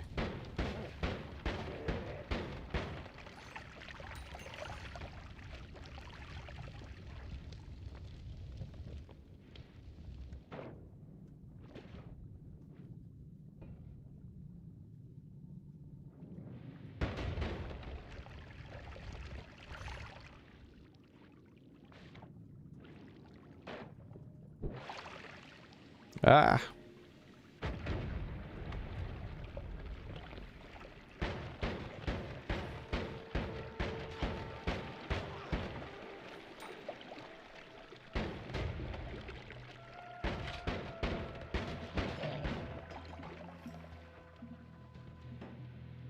Is the lava lake on this level? I completely forgot about it, to be honest.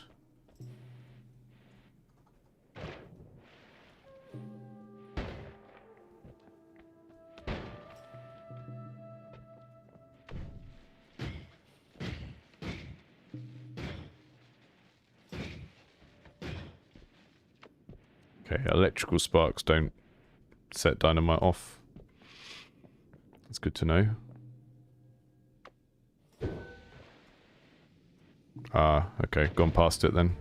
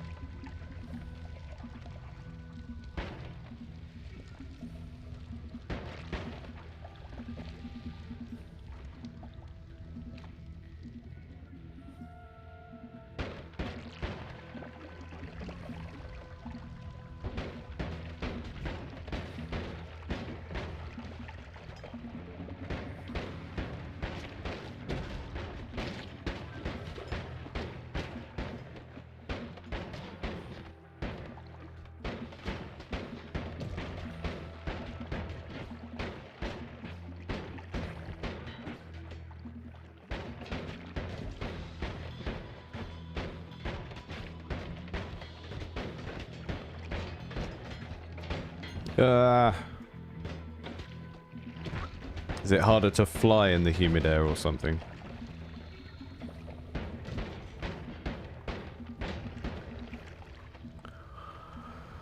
Oh dear.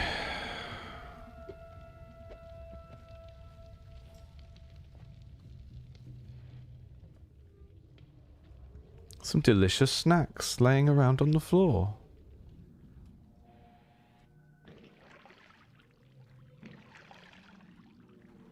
Mmm, yum yum.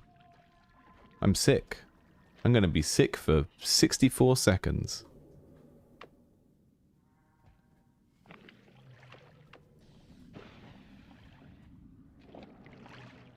Zippity zap.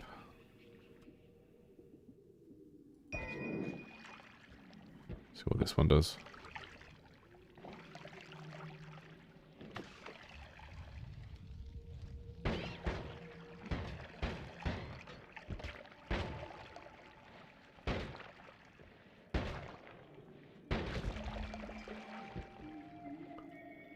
The pink fungus is delicious.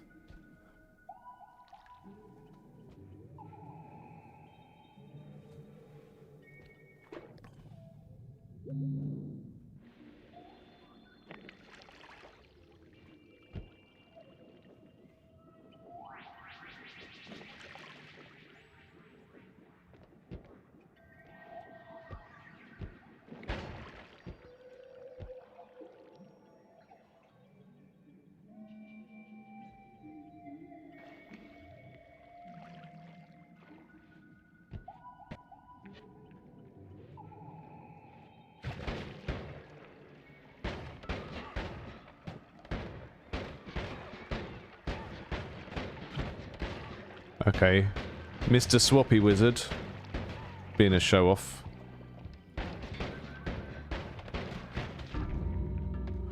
I like the Swappy Wizard. That's a really annoying power. Particularly the way that you aim in this game using the mouse. Having someone swap places with you and then having to reorient your mouse is like, ah! Okay, last little run. And then I need to go and consume some food that isn't pink mushrooms from the floor. Or maybe it is. Cooking channel when?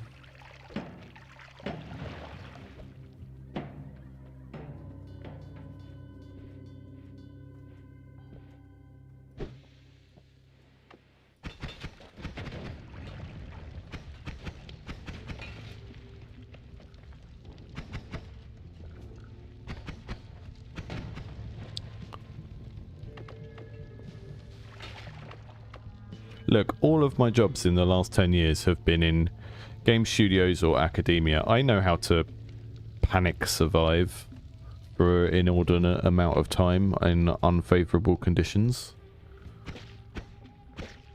I'm well adapted for this game.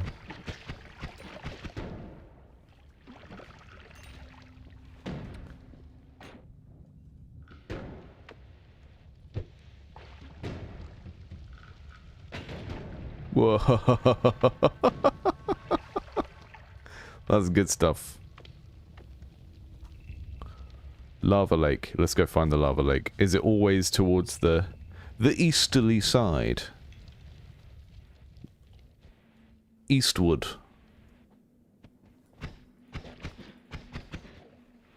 Yeah, we nearly got across the lava lake on, like, was it the third run?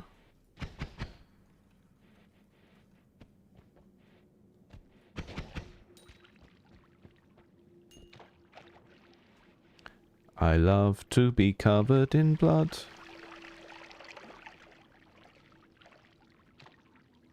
I love to eat the meat of my enemies.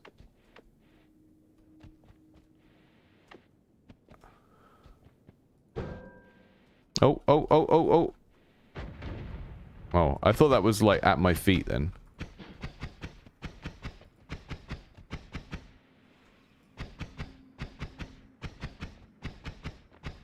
Is that actually digging anything? Looks like it might be. Is it just blackening it? It's just blackening it. It's turning it into...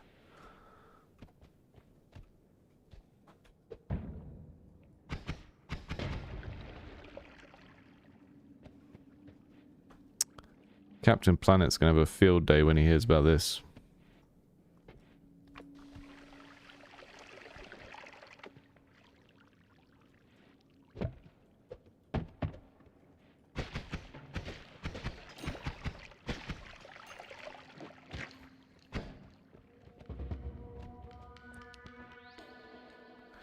Yeah, the problem was I had such a good attempt at getting across the lava leg, but it was only because I had a slime.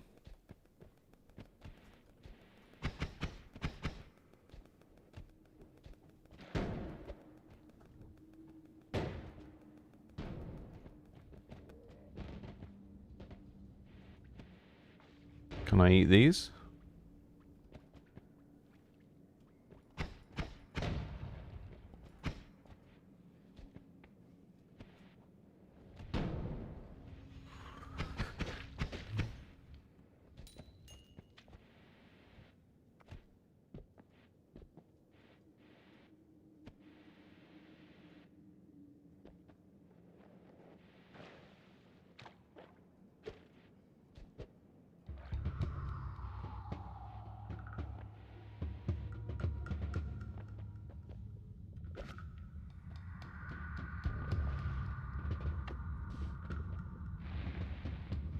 Okay.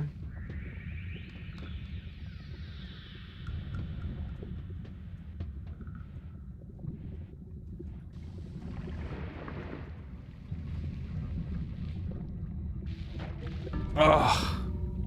I fell down that little crack.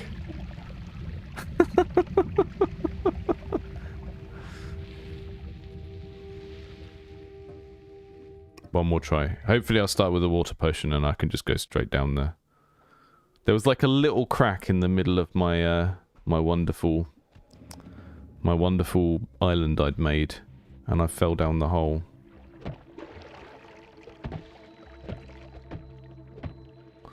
Brian Potion. The wellness expert, Brian Potion.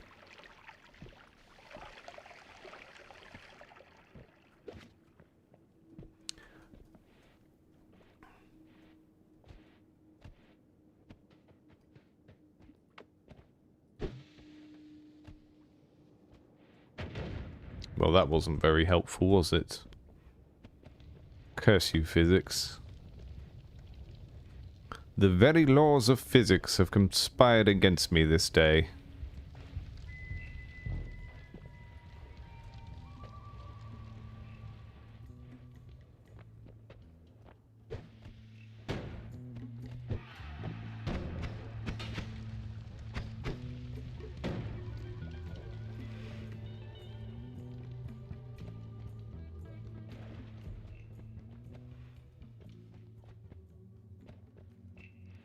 Oh, I love to eat stuff off the floor.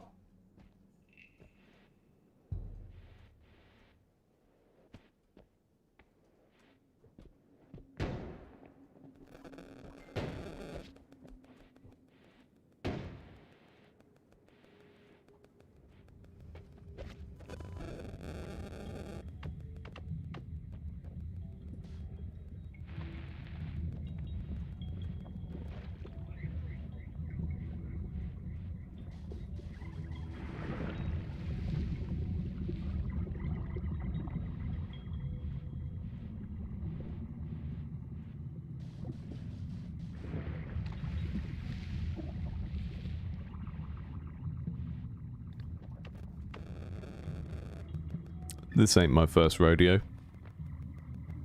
It's my third rodeo.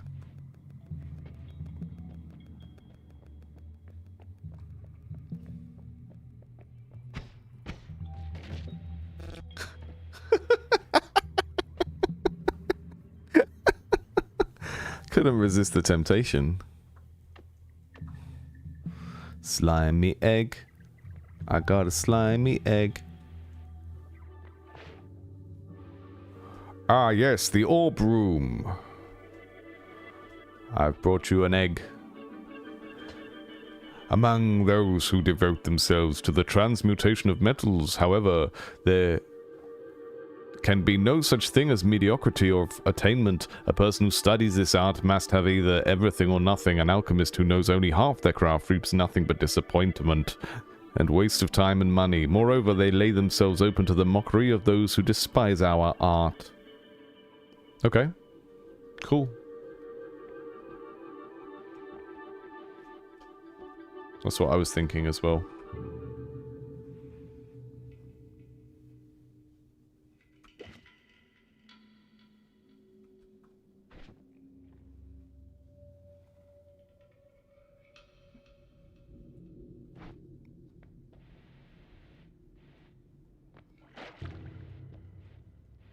Got a stormy cloud.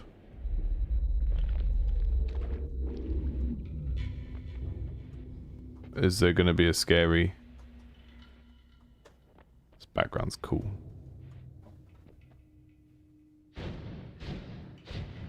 Mate! How about no?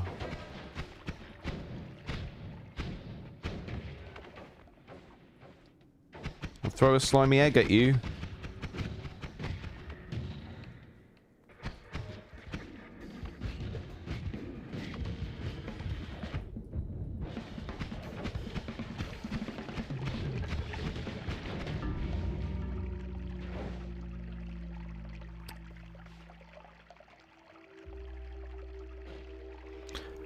Savusion Tuntillas projectile.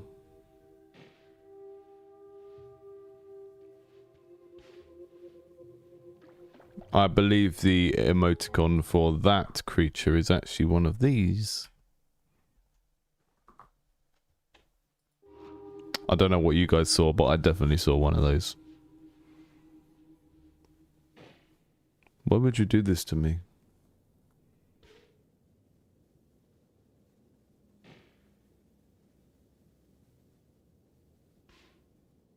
Well,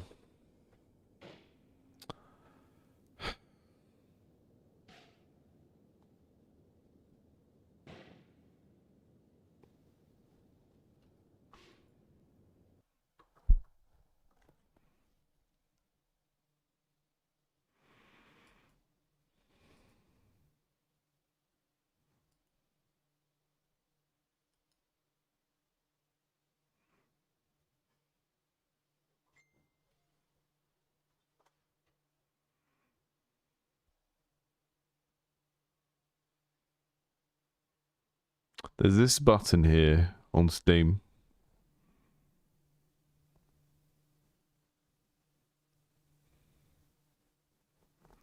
And, you're gonna make me press it.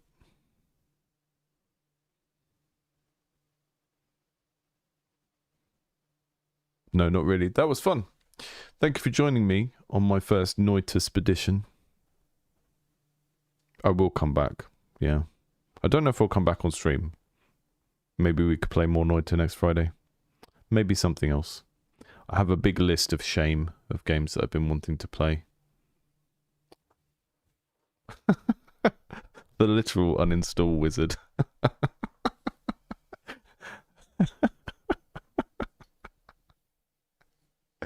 Thank you all for coming in and have a good rest of your day.